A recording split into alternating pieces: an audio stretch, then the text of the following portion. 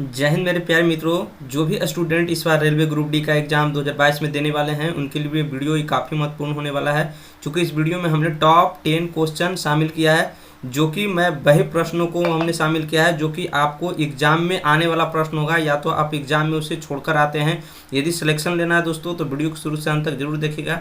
यदि चैनल को सब्सक्राइब नहीं किया है तो चैनल को सब्सक्राइब कर बेल आइकन को दबा दीजिए, ताकि आने वाले वीडियो का नोटिफिकेशन आपको सबसे पहले मिल सके। तो चलिए फ्रेंड्स, हम वीडियो का स्टार्ट करते हैं। देखते हैं प्रश्न नंबर फर्स्ट।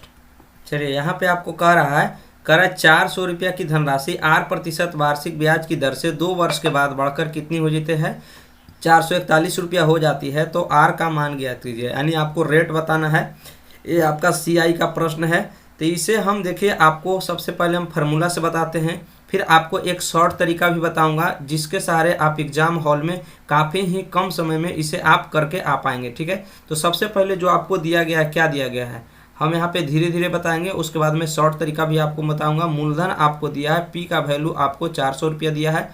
उसके बाद है रेट आपको R%। उसके बाद टाइम आपको दिया गया है आपको 2 बरस, और हो जाती है का मिश्रण, मतलब मिश्रण होता है। अमाउंट आपको दिया गया है 441 रुपया, और यहाँ पे आर बराबर आपसे पूछा गया है कि आर बराबर क्या होगा। ठीक है, तो आप फार्मूला पढ़े होंगे चक्रवृद्धि ब्याज का P इंटू 1 प्लस R/100 का पावर क्या होता है N बराबर क्या होता है मिश्रण। मिश्रण का फार्मूला यही आपका होता है।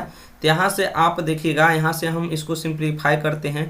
तो यहाँ से इसका जो P को इस साइड भेजेंगे, भागम हो जाएगा। यहाँ पर 100 LCM यहाँ पर रहेगा, 1 में 100 से भागा तो 100 हो जाएगा। यहाँ पे R हो जाएगा और पावर N बराबर हो जाएगा आपका A, और यहाँ से P का यहाँ पे मान रख देंगे तो P का यहाँ नीचे में आ जाएगा, गुना में है। तो यहाँ से देखिएगा, यहाँ से क्या हो जाएगा, अब यहाँ पे 100 प्लस R और बटा में नीचे 100, और N का वैल्यू यहाँ से क्या रखेंगे, N यानी समय का मान यहाँ पे 2 है, और मूलधन मिश्रण का मान यहाँ पे दिया गया है आपको 441 यहाँ पे रखेंगे, और यहाँ पे जो मूलधन का मान दिया गया आपका 400 दिया गया है, यहाँ पे 400 हो जाएगा। अब देखिए, स्क्वायर हटेगा तो इस साइड रूट चढ़ेगा, यानी रूट चढ़ेगा, इसका मतलब 100 प्लस R और बटा में नीचे 100, और रूट का मतलब 441 का वर्गमूल 1, 400 का वर्गमूल यहाँ पे 20 होगा। स्क्वायर चढ़ेगा तो यहाँ पे काटेंगे तो 20 पंजे 100, 5 बार में कटेगा। तिरछा तिरछी गुना करेंगे तो यहाँ पे हो जाएगा 100 प्लस R इक्वल टू 21 पच्चे 105 हो जाएगा यहाँ पे। तो R का मान यहाँ से हम निकालेंगे तो 105 में से 100 जा करके घट जाएगा, तो यहाँ पर R का वैल्यू आपका 5% आ गया। ठीक है, तो आप एग्जाम हॉल में एक तरीका तो ये हो सकता है, आप इस तरीका से भी बना सकते हैं, लेकिन इसमें थोड़ा सा टाइम हमको क्या लग रहा है, थोड़ा सा टाइम आपका ज़्यादा लग रहा है। चलिए हम शॉर्ट तरीका के यहाँ पे हम बात करते हैं। तो आपको जो दिया गया, आप रेशियो मेथड से इसे हम सोल्व करते हैं। आपको मूलधन दिया गया और क्या दिया गया है, आपको मिश्रण दे रखा है क्वेश्चन में। तो मूलधन यहाँ पे कितना दे रखा है, आपका 400 दे रखा है, और मिश्रण दिया गया आपको 441, तो 441 कर दीजिए। टाइम 2 बरस के लिए है, तो आप ऐसा मान सोचिए कि किसका स्क्वायर करें तो 400 हो जाए, यानी ये 20 का स्क्वायर है और किसका स्क्वायर है, 21 का स्क्वायर है। ठीक है, तो समय के लिए 2 कर दिए। अब यहाँ पर देखिए, एक चीज़ मैं आपको सिखाता हूँ। जैसे कहीं पर आपको 5% है, 5% का मतलब क्या होता है, 5/100। इसे हम जब काटेंगे तो 1/20 आएगा। ठीक है, 1/20, यानी नीचे वाला जब भी होता है तो मूलधन होता है, और ऊपर वाला क्या होता है आपका अमाउंट, यानी आपका CI होता है। ठीक है, ऊपर वाला क्या होता है चक्रवृद्धि ब्याज, और नीचे वाला क्या होता है मूलधन। ठीक है, तो 20 से 21 लिखा गया है, यानी यदि हम रेट की बात करें तो रेट किस तरह से निकालेंगे, तो रेट जो होता है, तो रेट जो भी आपका है 5%, वो किसका होता है, CI और बटे क्या होता है मूलधन, CI बटे क्या होता है मूलधन। तो यहाँ पे मूलधन आपका है 20 और मिश्रण आपका 21। यहाँ पे हम यदि रेट निकालना चाहे तो CI कितना है आपका 1 है, और नीचे में आपका मूलधन होता है, यानी मूलधन कितना है 20 है, और रेट निकालने के लिए कितना से गुना करते हैं तो 100 से गुना करते हैं, 20 पंजे 100, यानी यहाँ से भी आपका R का मान कितना आ गया, आपका 5% आ गया। ठीक है, आपका कितना परसेंट, 5% आपका आ गया। और ऑप्शन से भी इसको आप डील कर सकते थे, तो इसका सही आंसर आपका 5% हो जाएगा। इस तरीका से आप एग्जाम हॉल में आप बना सकते हैं। चलिए हम अगला प्रश्न लेते हैं। चलिए यहाँ पे हम देखेंगे, सवाल कह रहा है किरण किसी कार्य को 15 दिन में पूर्ण कर सकती है, वह 5 दिन कार्य करने के बाद काम को क्या करती है, छोड़ देती है। यदि बैंकेट अकेले है जो शेष काम को 30 दिन में पूरा कर लेता है, तो बैंकेट अकेले काम को कितने दिन में पूरा करेगा। ठीक है, देखिएगा इस तरह के सवाल अक्सर लड़के एग्जाम हॉल में छोड़कर आते हैं। इसे मैं आराम से शॉर्टकट तरीका आपको रेशियो मेथड से आपको मैं बताता हूँ। देखिए करा किरण 15 दिन में किसी काम को पूरा कर सकती थी, लेकिन 5 दिन को काम करने के बाद काम छोड़ दिया। ठीक है, यदि बैंकेट ने शेष अकेले काम को कितना दिन में पूरा कर दिया? 30 दिन में पूरा कर दिया। ठीक है, तो किरण है जो 15 दिन में कर सकती थी और 5 दिन काम करने के बाद छोड़ दिया। ठीक है, 5 दिन करने का बाद काम किया, छोड़ दिया। तो यहाँ पे जो है जो 5 दिन किया तो 15 दिन में 5 दिन कर लिया, यानी जो है किरण कितना दिन का काम छोड़ दिया? किरण का 10 दिन का काम बचा रह गया। तो के से किरण हो गया, किरण के 10 दिन का काम बैंकेट को भी से लिखते हैं। बैंकेट ने कितना दिन में पूरा किया है? तो 30 दिन में पूरा किया है। तो बैंकेट पूरा किया 30 दिन में। तो यहाँ से निकालिएगा तो ये 10 के हो जाएगा, यहाँ पे 30 भी हो जाएगा। इसे आप काट भी सकते हैं, 1 0 और 1 0, यानी 1 के बराबर आ जाएगा आपका 3 भी। रेशियो मेथड में क्या होता है? नज़दीक का तुलना नज़दीक से, दूर वाला दूर से।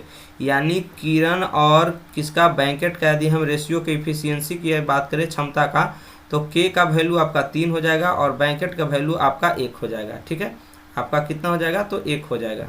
ठीक है, यहाँ पे हम सबसे पहले टोटल काम निकाल लेते हैं। टोटल काम, ठीक है, टोटल वर्क। तो टोटल वर्क क्या होता है? Efficiency into time. तो किरण किसी काम को कितने दिनों में? 15 दिन में पूरा कर सकती थी। ठीक है, तो 15 और जो है इसका, और यहाँ पे क्या है आपका? 15 दिन में कर सकती थी। और इसका यहाँ पे क्षमता कितना है? तो टोटल वर्क क्षमता इनटू टाइम तो 3 है, यानी टोटल वर्क कितना हो गया? तो 45 हो गया। ठीक है, तो यहाँ पे आपको बैंकेट पूछा है कि बैंकेट अकेले उस काम को कितने दिनों में करेगा। तो बैंकेट का काम कितना है? 45 काम करना है। बैंकेट की क्षमता 1 है, तो 1 से भागा देंगे, यानी बैंकेट वह काम को कितना दिन में पूरा कर देगा? तो 45 दिनों में। ये आपका काफ़ी शॉर्ट तरीका था बनाने का। तो यहाँ पे 45 45 बिल्कुल ही सही हो जाएगा। चलिए अगला सवाल देखते हैं। चलिए यहाँ पे जो सवाल है आपका, कह रहा है 144, 180 और 384 का लघुत्तम समावर्तक क्या होगा। ये बहुत बड़ा नंबर है, यदि आप निकालने लगिएगा तो आपको बहुत ही ज़्यादा टाइम लग जाएगा। ठीक है, बहुत ही ज़्यादा टाइम लग जाएगा। मैं समझाने के लिए मैं आपको एग्जाम्पल एक छोटा सा लेता हूँ, जैसे 10, 20 और 30 है। ठीक है, इसका यदि हम एलसीएम की बात करें तो एलसीएम इसका क्या होता है? आप सभी लोग जानते होंगे। इसका एलसीएम हम क्या कह सकते हैं? तो 60 कह सकते हैं। ठीक है, तो 60 जो एलसीएम आया, इसका मतलब यह जो 60 जो एलसीएम जो आपका है, एलसीएम जो आपका है 10 से भी कटेगा, 20 से भी कटेगा, 30 से भी कटेगा। 30 से कटने का मतलब होता है जैसे 30 से कोई भी संख्या कटेगा, इसका मतलब इसका गुणज करें तो 3 × 10, यानी जो संख्या 30 से कटेगा वह संख्या 3 से भी कटेगा और 10 से भी कटेगा। कहने का मतलब मेरा ये हुआ। तो यहाँ पर जो आपको एलसीएम निकालना है 144, 180 और किसका? 384 का। तो जो भी इसका एलसीएम आएगा, यानी 180 का गुणज होगा या 144 का भी गुणज होगा और 384 से भी कटेगा। तो 180 से कटने का मतलब क्या हुआ? आपको वह संख्या 180 है, यानी इसको हम 3 × कितना लिख सकते हैं? 60 भी लिख सकते हैं। ठीक है, यानी यह संख्या जो 180 से कटेगा वह संख्या 3 से भी कटेगा, 60 से भी कटेगा, 60 में 2 भी छुपा हुआ है, 2 से भी कटेगा।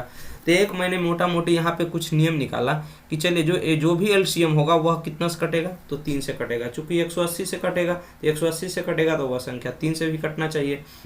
तो 3 से हम विभाज्यता का नियम पढ़े हैं कि अंकों को जोड़कर हम देखेंगे। ठीक है, अंकों को जोड़कर देखेंगे।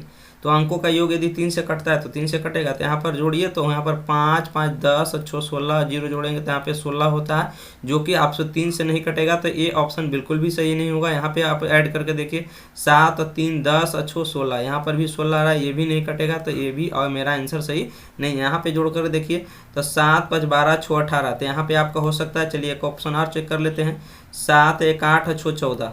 तो देखिए कोई भी ऑप्शन नहीं आया, मात्र एक बार में ही सबको आउट यहाँ पर कट कर सकते थे। तो यहाँ पर जो है ऑप्शन जो 3 है बिल्कुल ही सही हो जाएगा। ऐसे प्रश्न आपको टाइम टेकिंग वाला होता है, जो कि आप इस तरीका से यदि आप बनाइएगा तो बिल्कुल ही आंसर के सही ऑप्शन पे आप पहुँच पाइएगा। ठीक है, चलिए अगला सवाल देखते हैं। चलिए यहाँ पे जो है आपका √54 और √6 का मान आपको निकालना है। ठीक है, √54 और √6 का मान निकालेंगे। तो यहाँ पे हम लिखेंगे √54 और गुना कितना हम लिखेंगे? √6। ठीक है, तो यहाँ पे √54 को हम क्या लिख सकते हैं?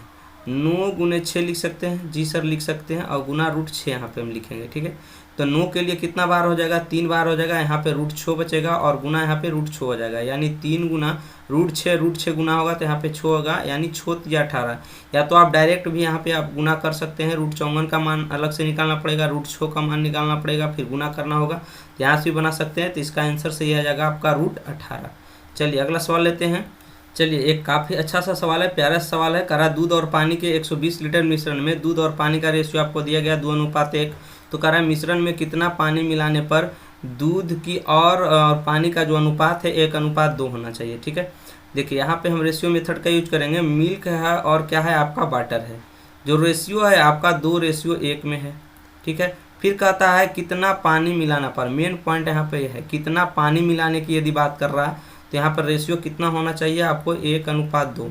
तो ज़रा सोचिए, पानी मिलाएगा तो दूध तो पहले भी जितना रहना चाहिए। तो यहाँ पे यदि पानी मिलाया है तो दूध यहाँ पे देखिएगा 2 लीटर यहाँ पे और 1 लीटर हो गया, जो कि सेम नहीं है। तो इसे हम क्या करेंगे 2 से गुना करेंगे, तो 2 लीटर इसमें भी, 2 से इसमें इधर भी गुना करेंगे। ठीक है, ये आपका क्या होगा, इसे आपको सेम करना होता है। इसे बराबर हमने कर लिया, 2 से दोनों तरफ गुना करके। तो यहाँ पर देखिएगा कितना पानी मिलाया गया।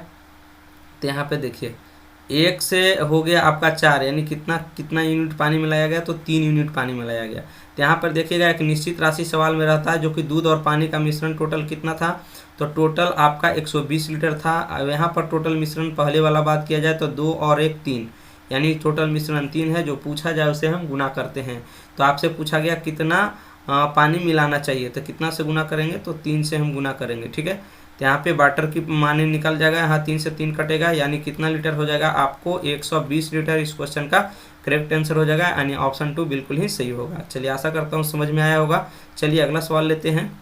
चलिए यहाँ पे देखेंगे क्या कह रहा है, आपका ए बी और सी 3 व्यक्ति हैं। कितने व्यक्ति हैं, ए बी सी और 3 व्यक्ति हैं। तीनों क्रमशः 15 दिन, 20 दिन और 30 दिन में कार्य को पूरा कर सकते हैं।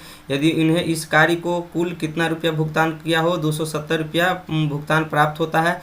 इसमें बी का हिस्सा क्या है आपको बताना है। तो सबसे पहले आप लिख लीजिए, ए किसी काम को 15 दिन में कर रहा है और बी उसी काम को आपको 20 दिन में कर रहा है और सी वही काम को यहाँ पे 30 दिन में कर रहा है। तो तीनों का जो एलसीएम आएगा आपका टोटल वर्क डन आएगा। तीनों का जो एलसीएम होगा टोटल वर्क, यानी 15, 20, 30 का एलसीएम आपका कितना हो जाएगा, तो आपको 60 हो जाएगा। तो 60 है, फिर तीनों का आप क्या करिए क्षमता निकाल दीजिए। तब 15 चौके 60 हो जाएगा, 20 तिया 60 हो जाएगा और 30 दूनी 60, यानी टोटल का एफिशिएंसी आपका आ गया ए का, बी का और किसका, सी का। आपको क्षमता का रेशियो आ गया 4:3 रेशियो आपका 2 आ गया। ठीक है, यहाँ पे टोटल कितना यूनिट है, यहाँ पे 60 है। तो कह रहा है कि बी का हिस्सा आपका कितना होगा। तो यहाँ पे जो टोटल धनराशि गया आपका 270 रुपया। 270 रुपया किस रेशियो में बटेंगे, तो 4, 3, 7 और 2 9, तो 270 का बैलेंस 9 से, और जो पूछे उसे गुना करते हैं। तो बी का हिस्सा आपसे पूछा गया है, तो बी का हिस्सा पूछा गया तो 3 से गुना करेंगे, 9 से काटेंगे, 9 तिया 27, 30 बार में कटेगा और 30 तिया 90, यानी बी का जो आपका हिस्सा हो जाएगा 90 रुपया आपका हो जाएगा, यानी ऑप्शन 1 बिल्कुल ही सही होगा। चलिए अगला सवाल देखते हैं। यहाँ पे कह रहा है कि यदि ए का वेतन बी के वेतन से 50% अधिक है तो बी का वेतन ए के वेतन से कितना प्रतिशत कम है। ऐसा अक्सर छोटा क्वेश्चन होता है, लेकिन लड़के यहाँ पे गलती करते हैं। ए का वेतन बी के वेतन से 50% अधिक है, यहाँ पे ए लिखते हैं, यहाँ पे हम बी लिखते हैं।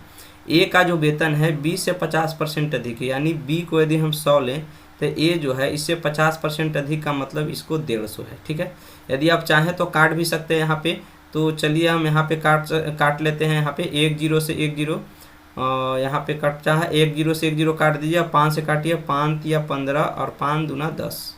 ठीक है, तो यहाँ पे जो रेशियो आपका आ गया, यहाँ पे 2:3 हो गया। ठीक है, काट करके। तो यहाँ पे कह रहा है कि ए का वेतन जो है कितना प्रतिशत, बी का वेतन ए से कितना प्रतिशत कम है। तो बी का जो वेतन है ए से कितना कम है, तो 1 कम है।